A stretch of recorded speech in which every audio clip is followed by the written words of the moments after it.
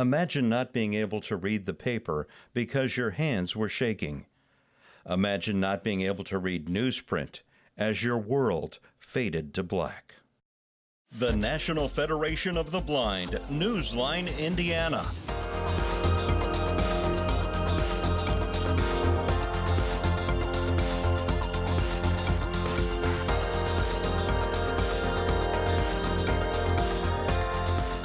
With your host, Lee Martin, and co-host, Florence Myers-McSwine.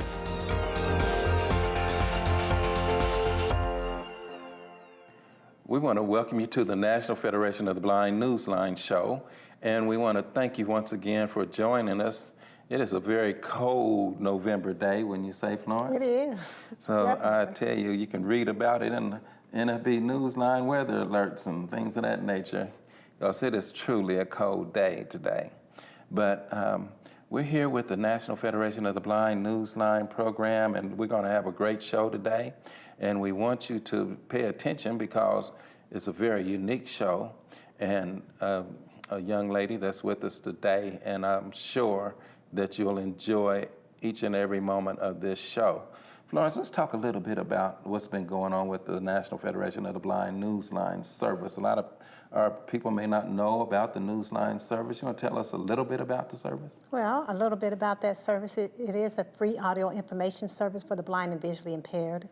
It gives us access to newspapers, magazines, TV guide listings, Walmart, Target circulars.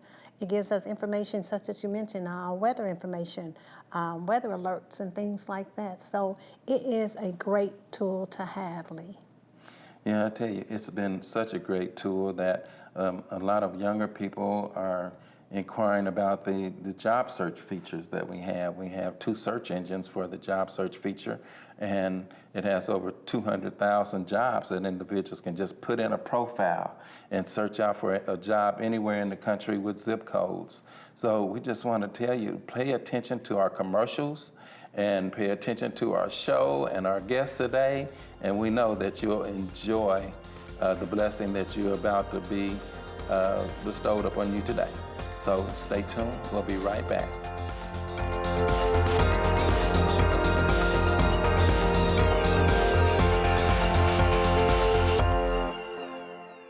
I'm Danny Wayne Beamer, Program Manager of the Elder Blind Program at the Will Center in Terre Haute, Indiana. I introduce the NFB Newsline to seniors in 13 southwestern counties in Indiana. I also utilize the NFB Newsline for my radio station public affairs shows. The NFB Newsline. Experience it today. Learn more by calling 855-963-6476 or visit nfbnewsline-in.org. We are the nation's blind, and we read NFB Newsline. If you or someone you know is visually impaired or print challenged, the National Federation of the Blind has a resource you need. Wow, I scored a touchdown when I found sports on NFB Newsline.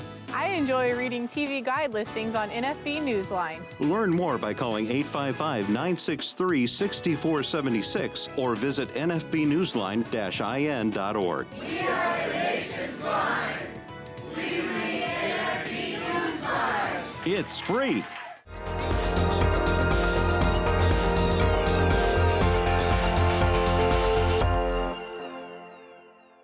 We want to welcome you back to the National Federation of the Blind Newsline show.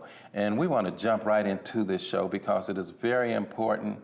And the guest we have, I just can't wait to let you guys hear what she has to share. So Florence, let's get to it. All right. Well, I have the pleasure of introducing today's guest, Miss Sherry Lee Harrison.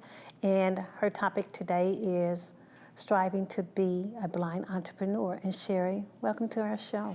Well, thank you. I appreciate you guys having me on today. So, yeah, what is it that I can share with our audience today?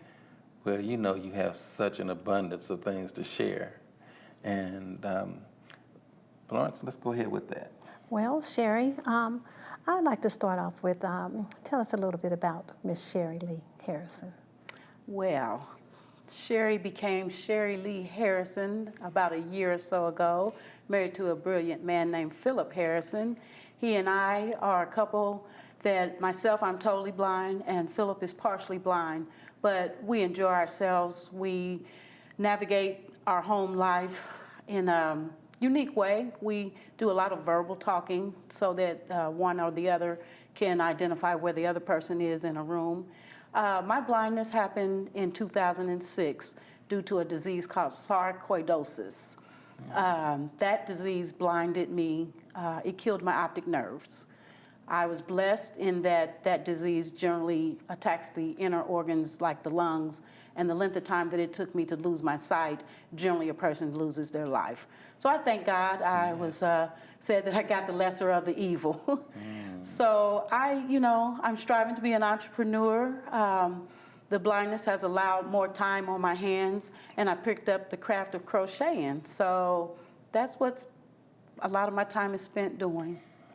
Okay, now Sherry, did you learn to crochet prior to your losing your sight, or did you learn to crochet after? I learned prior to losing my sight. Sadly to say, I only had crocheted 2 blankets in the time of having sight and the craft of crocheting, but afterwards it became actually a lifesaver for me. Just the mental challenge of accepting that at 40 I was blind and was not going to see the natural way that I was born seeing. And I was told by a lady's suggestion that with crocheting, if I knew how to crochet prior to my blindness, then believe that. Because crocheting is a craft that once you pick it up, you do know what it is that you're doing. So I had to recognize that it was not so much looking at what it is that I'm doing, but feeling. Because sitting here now crocheting, it's just, it's repetitious. And it became, just like I say, a lifesaver in that now a lot of my time is spent being positive, creating items, and just the joy of the crochet craft itself. So I enjoy it. Okay, and let me back up if I will. You mentioned that you had lost your sight due to a condition. Can you repeat the name of that? And also tell me how long that it took for you to lose your sight with that condition. Okay, the condition again is called sarcoidosis. For myself, it was roughly a year. I was blind in my left eye totally for about 9 months or so, even prior to me finding the diagnosis out. When I did go and find out the reason for running through red lights, I found out that that is what was going on. The optic nerve was deteriorating, and in about 6 months after being diagnosed, then I lost my sight totally in the right eye as well. So after losing your sight, I know that had to be pretty traumatic for you. And, I just have to commend you on going from you can actually see the trials to the triumphs that you're successful with right now. And you just remembered just repetition, as you mentioned, with crocheting. So is that similar to can you still braid hair and things of that nature? Is there any similarities there? Or? There are similarities in braiding hair because, yes, braiding hair was another talent that I have. I had studied the craft of being a beautician. And I found, Lee, that though the sight is not there, the ability to continue to do the things that a person knows is what you have to rely on. You have to have the confidence and belief that the things that I used to do, I can still do, but I have to navigate it in a different manner. So for crocheting, because I can't see it anymore, my fingers are letting me know that I know what to do, so believe that your fingers are still doing it. As well as with braiding, as well as with cooking, and a lot of things that a blind individual has to continue to do in order to stay independent for ourselves. And so you take a good attitude, that's 99% of the challenge, because it was devastating to have lost my sight. I don't put on any airs to say that I did not suffer through the pity parties, the I don't want to be blind. But like the Serenity's prayer says, we have to accept the things we cannot change and change the things that we could. So, and then having the wisdom to know the difference was that if I just stay positive, if I continue to, thank God for the mercy and grace that, like I say, my life wasn't taken, only my sight, and just find another way to navigate through life. And here I am, 16 years later, navigating through life as a blind individual. Well, I'll tell you what, no sooner this show over with, I'll have you tighten up my locks. So, Yes, sir. So we talked about, what are some of the challenges that you faced as being a blind entrepreneur and a female? What are some of the challenges that you faced getting into that craft? A big part of the challenge is not having individuals that will be on your side, be supportive.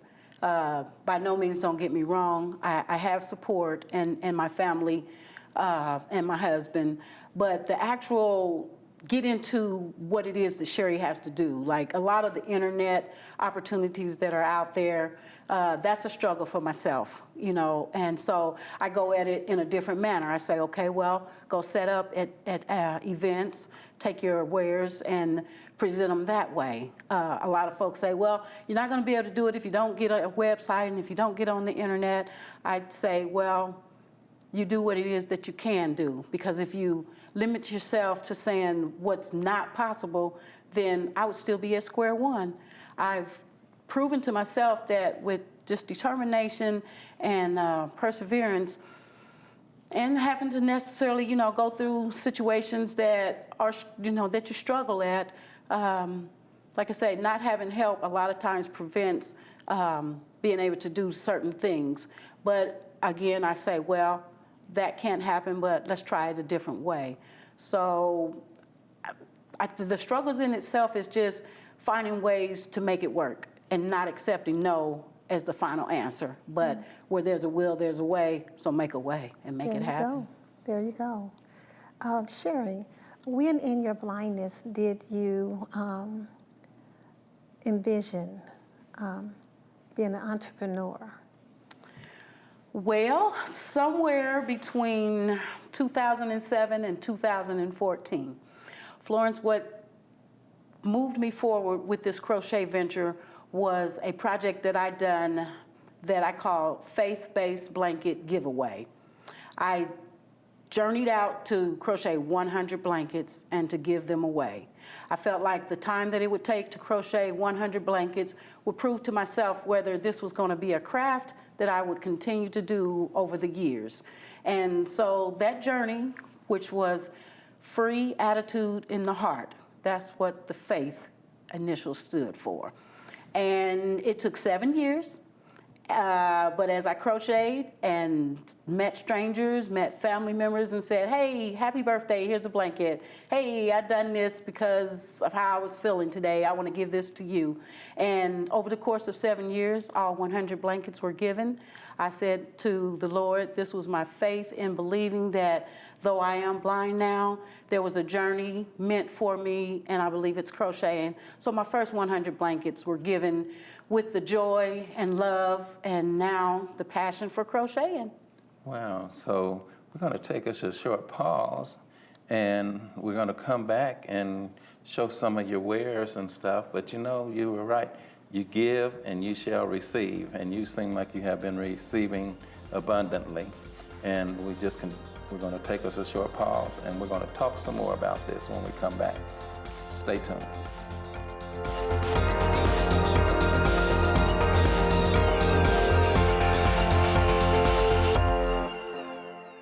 I just graduated college as a blind student.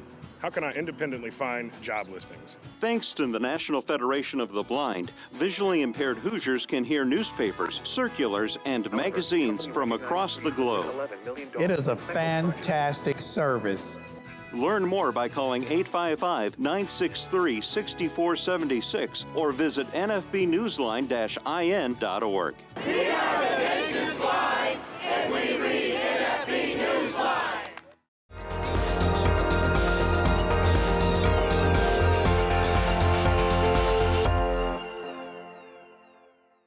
Well, welcome back to the National Federation of the Blind Newsline Indiana show, where we're talking to our guest today, Ms. Sherry Lee Harrison, about entrepreneurship. And Sherry, how long have you been an entrepreneur?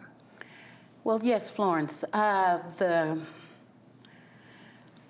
5 years now. After the 100 faith-based blanket giveaway, I reached that goal in 2014. And after that, the determination of this is going to be something that I'm going to continue to do, I then branched out into starting to build an inventory. That was the goal because one thing about crocheting, it's a time-consuming craft, and it takes several hours to produce anything. So with knowing that, the idea of, well, let's build an inventory and let's go to different avenues and set up. That was where it all began for me. I invested some money into going into a flea market type situation for about a year. That was one of the avenues that was a struggle, but you say, well, you got to get your product out there some kind of way, so you strive to do different things to get people interested in what it was that I was selling. The word of mouth was another way that a lot of people, once the 100 blankets were shared and told by the individuals who received it, a lot of people was like, oh, I want one, oh, I want one. Mm-hmm. And so, it became just something to continue to strive after. So it began to build and build and build. And, it was the next thing was like, okay, now how do I actually turn this into a business? What is going to make this become something that I can continue to do over a lifetime? And so I started formulating different things, and one passion I have is to teach the art of crocheting. For a while there, I volunteered at the Bosma's Rehab Center, and I taught blind individuals. A lot of people were amazed at how will one blind person teach another blind person the art of crocheting. The blind stitch way is feeling. I crochet chain stitches, single crochet stitches, and double crochet stitches, like this item that I'm crocheting here. And then I have a person hold on to it, feel what it is that I've done, then I demonstrate it and explain what the stitches are. And I find that the hand contact helps an individual learn a lot quicker. Okay, so people like me who have never crocheted, then I would be a person that you could train or assist with crocheting. I believe that it's a challenge with each an individual, regardless of whether they are sighted or whether they're blind. Mm-hmm. The patience that it takes, yes, I feel that with the tender loving care that I offer and the patience that I have with individuals, yes, I've showed individuals how to crochet who has never even touched a crochet hook before. So, it's just the time that we sit and we go through the steps and the techniques, and before you know it, a person is crocheting. Okay, now you mentioned tender loving care. Now, you have something else going on that you offer. I've heard a little bit about some workshops. So tell us about that, Sherry. Well, the Blind Stitch Workshops. The Blind Stitch Workshops are called Blind Stitch Workshops for two reasons. One, because I am blind. Two, because I work and teach people to let's create with stitches that are already in our repertoire. For those advanced crocheters, I encourage them to use the creativity of what it is that they already know. We learn crocheting by reading other people's patterns generally, and that's okay. That's a way as well.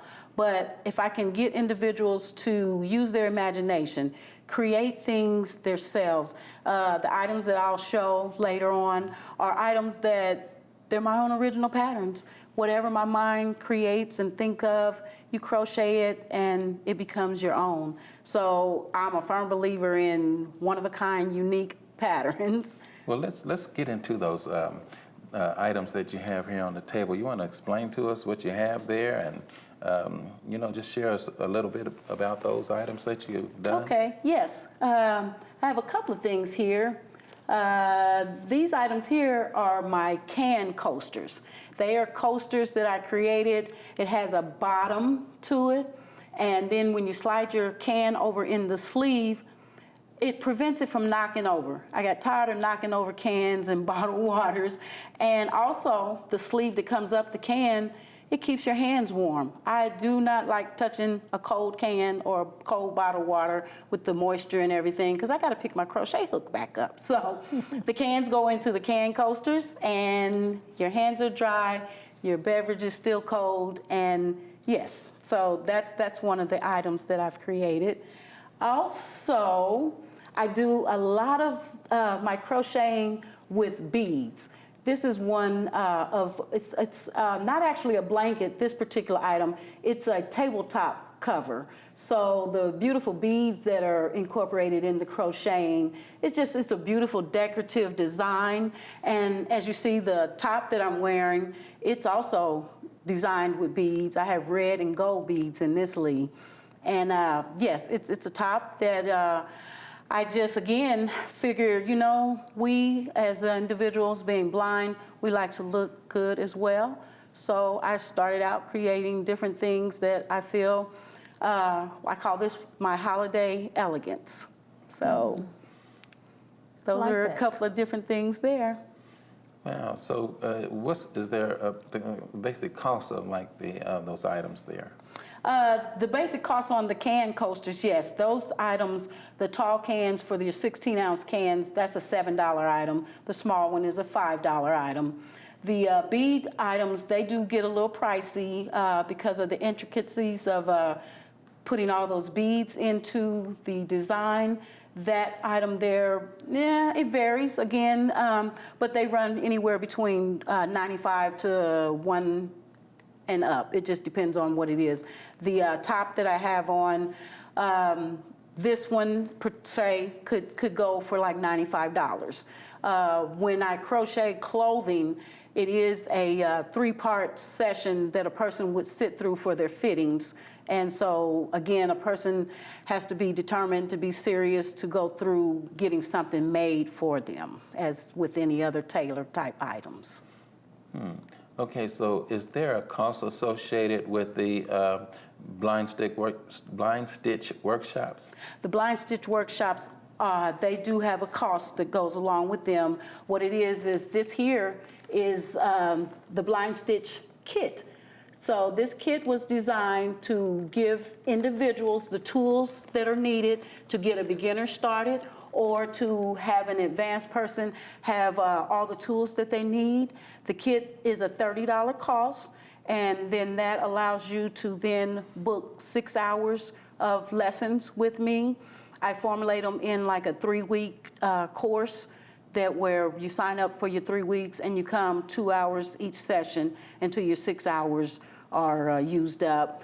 At that time, I feel like that you will have a real good idea of the beginning basic stitches of crocheting. If you are an advanced crocheter, if you've not known that beads can be incorporated in, that's one of the techniques that I would love to share with the experienced crocheters as well. They have the option to book me for 6 hours as well. Okay, now is there an age range, Sherry? I'm glad you asked that. Yes. Currently, I plan to work with teens into adults and into seniors. Right now, the younger ones, I love younger ones dearly, but I am going to kind of stick with the teenagers and into adult and seniors. Okay. Okay, so let's see here now. What is the dream for your company? And we'll talk about that when we come back from our break. Okay, we just want to know what the dream is for your company. And I really enjoy these items that you have here. And we'll take a short pause and we'll be right back for the conclusion of our show with Ms. Sherry Lee Harrison.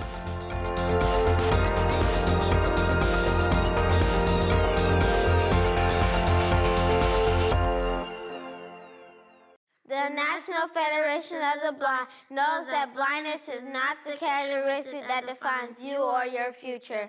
Every day we raise the expectations of blind people because low expectations create obstacles between blind people and our dreams. You can live the life you want. Blindness is not what holds you back.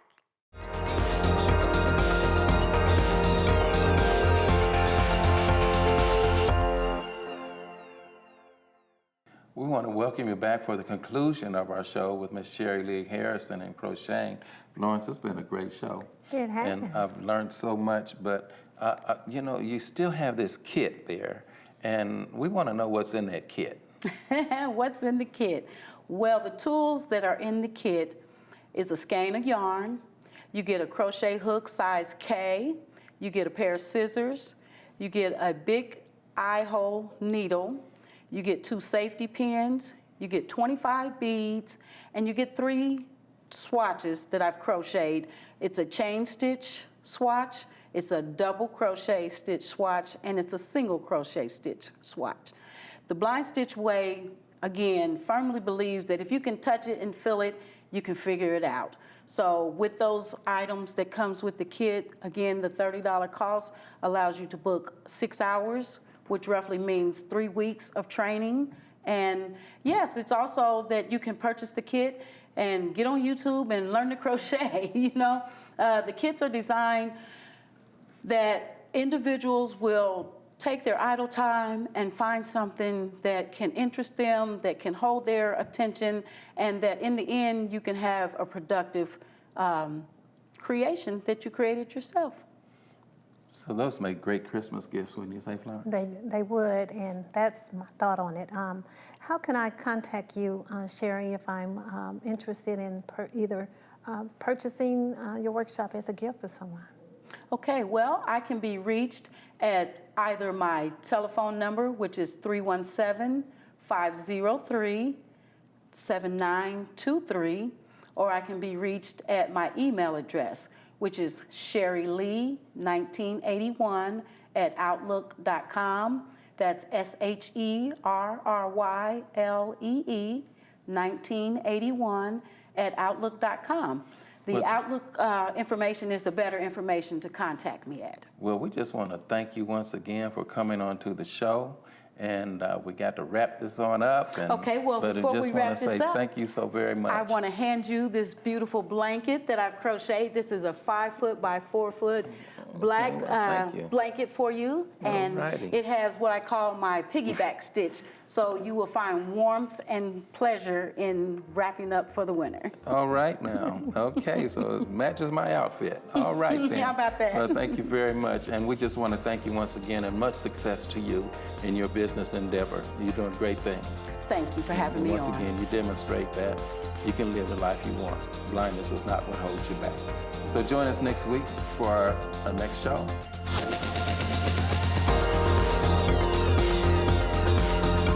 The National Federation of the Blind, Newsline, Indiana. For more information, go to nfb-in.org or call 855-963-6476. That's 855-963-6476. The National Federation of the Blind encourages you to live the life you want.